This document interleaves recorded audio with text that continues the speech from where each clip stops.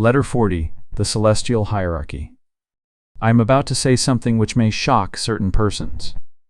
But those who are too fond of their own ideas, without being willing to grant others their ideas in turn, should not seek to open the jealously guarded doors, which separate the land of the so-called living from the land of the certainly not dead.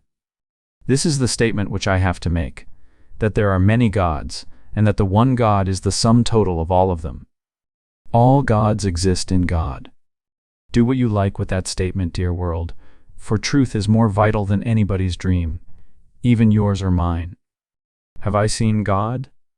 I have seen him who has been called the Son of God, and you may remember that he said that whoever had seen the Son had seen the Father.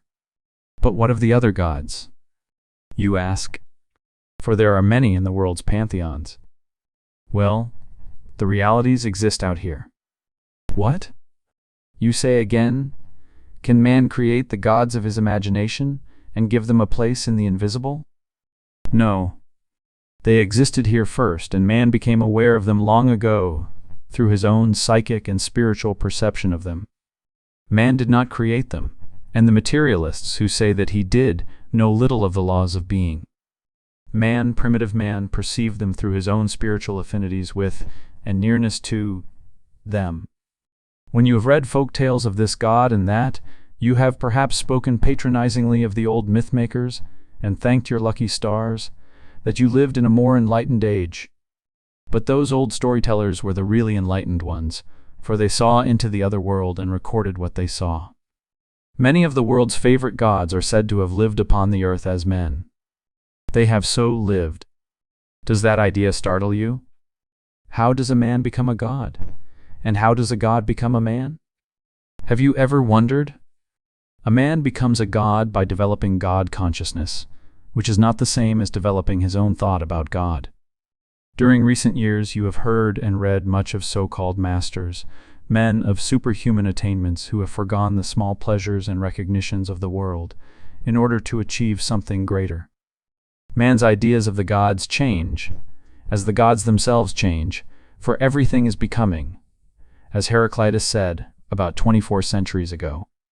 Did you fancy that the gods stood still and that only you progressed? In that case, you might someday outstrip your God and fall to worshipping yourself, having nothing to look up to as superior. Accompanied by the teacher, I have stood face to face with some of the older gods. Had I come out here with a superior contempt for all gods save my own, I should hardly have been granted that privilege. For the gods are as exclusive as they are inclusive, and they only reveal themselves to those who can see them as they are. Does this open the door to polytheism, pantheism, or other dreaded isms? An ism is only a word. Facts are. The day is past when men were burned at the stake for having had a vision of the wrong god. But even now I would hesitate to tell all that I have learned about the gods, though I can tell you much. Take, for instance, the god whom the Romans called Neptune. Did you fancy that he was only a poetic creation of the old myth-makers? He was something more than that. He was supposed to rule the ocean. Now, what could be more orderly and inevitable than that the work of controlling the elements and the floods should be assumed by, and the work parceled out among, those able to perform it? We hear much of the laws of nature. Who enforces them? The term natural law is in every man's mouth, but the law has executors in heaven as on earth. I have been told that there are also planetary beings, planetary gods, though I have never had the honor of conscious communion with one of them. If a planetary being is so far beyond the daring of my approach, how should I comport myself in approaching the God of gods? O paradoxical mind of man, which stands in awe and trembling before the servant, yet approaches the master without fear. I have been told that the guardian spirit of this planet Earth evolved himself into a god of tremendous power and responsibility in bygone cycles of existence. To him, who has ever used a microscope, the idea need not be appalling. The infinitely small and the infinitely great are the tail and the head of the eternal serpent. Who do you fancy will be the gods of the future cycles of existence? Will they not be those who, in this cycle of planetary life, have raised themselves above the mortal? Will they not be the strongest and most sublime among the present spirits of men? Even the gods must have their resting period, and those in office now would doubtless wish to be supplanted. To those men who are ambitious for growth, the doors of development are always open. Letter 41. The Darling of the Unseen. I have written you before, of one whom I call the beautiful being, one whose province seems to be the universe, whose chosen companions are all men and angel kind, whose playthings are days and ages. For some reason, the beautiful being has lately been so gracious as to take an interest in my efforts to acquire knowledge, and has shown me many things, which otherwise I should never have seen. When a tour of the planet is personally conducted by an angel, the traveler is specially favored. Letters of introduction to the great and powerful of earth are nothing compared with this introduction. For, by its means, I see into the souls of all beings, and my visits to their houses are not limited to the drawing rooms. The beautiful being has access everywhere. Did you ever fancy when you had had a lovely dream that maybe an angel had kissed you in your sleep? I have seen such things. Oh, do not be afraid of giving rein to your imagination. It is the wonderful things which are really true. The commonplace things are nearly all false. When a great thought lifts you by the hair, do not cling hold of the solid earth. Let go. He whom an inspiration seizes might even, if he dared to trust his vision, behold the beautiful being face to face, as I have. When flying through the air, one's sight is keen. If one goes fast and high enough, one may behold the inconceivable. The other night I was meditating on a flower seed, for there is nothing so small that it may not contain a world. I was meditating on a flower seed and amusing myself by tracing its history, generation by generation, back to the dawn of time. I smile as I use that figure, the dawn of time, for time has had so many dawns and so many sunsets, and still it is unwearied. I had traced the genealogy of the seed back to the time when the caveman forgot his fighting in the strangely disturbing pleasure of smelling the fragrance of its parent flower.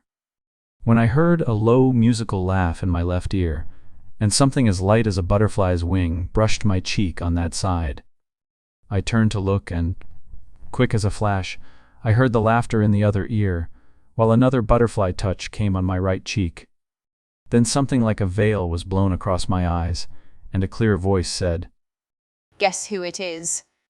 I was all athrill with the pleasure of this divine play, and I answered, "Perhaps you are the fairy that makes blind children dream of daisy fields." "However did you know me?" laughed the beautiful being, unwinding the veil from my eyes. "I am indeed that fairy, but you must have been peeping through cracks in the door when I touched the eyes of the blind babies." "I am always peeping through cracks in the door of the earth people's chamber," I replied. The beautiful being laughed again. "Will you come and have another peep with me this evening?" "With pleasure," "You could not do it with pain if I were by," was the response. And we started, then and there, upon the strangest evening's round which I have ever made. We began by going to the house of a friend of mine, and standing quietly in the room, where he and his family were at supper. No one saw us but the cat, which began a loud purring and stretched itself with joy at our presence. Had I gone there alone, the cat might have been afraid of me. But who, even a cat, could fear the beautiful being? Suddenly one of the children, the youngest one, looked up from his supper of bread and milk and said, "Father, why does milk taste good?" "I really do not know. admitted the author of his being. Perhaps because the cow enjoyed giving it?" "That father might have been a poet," The beautiful being said to me. But no one overheard the remark. One of the other children complained of feeling sleepy and put his head down on the edge of the table. The mother started to arouse him, but the beautiful being fluttered a mystifying veil before her eyes, and she could not do it. "Let him sleep if he wants to. She said. I will put him to bed by and by." I could see in the brain of the child that he was dreaming already, and I knew that the beautiful being was weaving a fairy tale on the web of his mind. After only a moment he started up, wide awake. I dreamed He said, that Mr. X was standing over there and smiling at me as he used to smile, and with him was an angel. I never saw an angel before. Come away. whispered the beautiful being to me. From dreaming children, nothing can be hidden. We then paid a visit to the future mother of my boy Lionel. Oh, mystery of maternity! The eyes of the beautiful being were like stars as we gazed upon this other flower seed, whose genealogy goes even beyond the days of the caveman. Back to the time of the fire mist and the sons of the morning stars, Come away. said the beautiful being again. To brides who dream of motherhood, much also is revealed, and for this evening we remain unknown. We passed along the margin of a river which divides a busy town. Suddenly, from a house by the riverbank, we heard the tinkle of a guitar and a woman's sweet voice singing. When other lips and other hearts their tale of love shall tell, then you'll remember me. The beautiful being touched my hand and whispered, The life that is so sweet to these mortals is a book of enchantment for me. Yet you have never tasted human life yourself? On the contrary, I taste it every day. But I only taste it and pass on. Should I consume it, I might not be able to pass on. But do you never long so to consume it? Oh, but the thrill is in the taste. Digestion is a more or less tiresome process. I fear you are a divine wanton, I said affectionately. Be careful. Answered the beautiful being. He who fears anything will lose me in the fog of his own fears. You irresistible one, I cried. Who are you? What are you? Did you not say yourself a little while ago that I was the fairy who made blind babies dream of daisy fields? I love you, I said, with an incomprehensible love. All love is incomprehensible. The beautiful being answered, But come, brother, let us climb the hill of vision. When you are out of breath, if you catch at my flying veil, I will wait till you are rested. Strange things we saw that night. I should weary you if I told you all of them. We stood on the crater of an active volcano and watched the dance of the fire spirits. Did you fancy that salamanders were only seen by unabstemious poets? They are as real to themselves and to those who see them, as are the omnibus drivers in the streets of London. The real and the unreal. If I were writing an essay now, instead of the narrative of a traveler in a strange country, I should have much to say on the subject of the real and the unreal. The beautiful being has changed my ideas about the whole universe. I wonder if, when I come back to the earth again, I shall remember all the marvels I have seen. Perhaps, like most people, I shall have forgotten the details of my life before birth, and shall bring with me only vague yearnings after the inexpressible and the deep, unalterable conviction that there are more things in earth and heaven than are dreamed of in the philosophy of the world's people. Perhaps if I almost remember, but not quite, I shall be a poet in my next life. Worse things might happen to me. What an adventure it is, this launching of one's bark upon the sea of rebirth. But by my digressions, one would say that I was in my second childhood. So I am my second childhood in the so-called invisible. When, on my voyage that night with the beautiful being, I had feasted my eyes upon beauty, until they were weary, my companion led me to scenes on the earth which, had I beheld them alone, would have made me very sad. But no one can be sad when the beautiful being is near. That is the charm of that marvelous entity. To be in its presence is to taste the joys of immortal life. We looked on at a midnight revel in what you on earth would call a haunt of vice. Was I shocked and horrified? Not at all. I watched the antics of those human animalculae as a scientist might watch the motions of the smaller living creatures in a drop of water. It seemed to me that I saw it all from the viewpoint of the stars. I started to say from the viewpoint of God, to whom small and great are the same. But perhaps the stellar simile is the truer one. For how can we judge of what God sees, unless we mean the God in us? You who read what I have written, perhaps when you come out here, you will have many surprises. The small things may seem larger and the large things smaller, and everything may take its proper place in the infinite plan, of which even your troubles and perplexities are parts, inevitable and beautiful.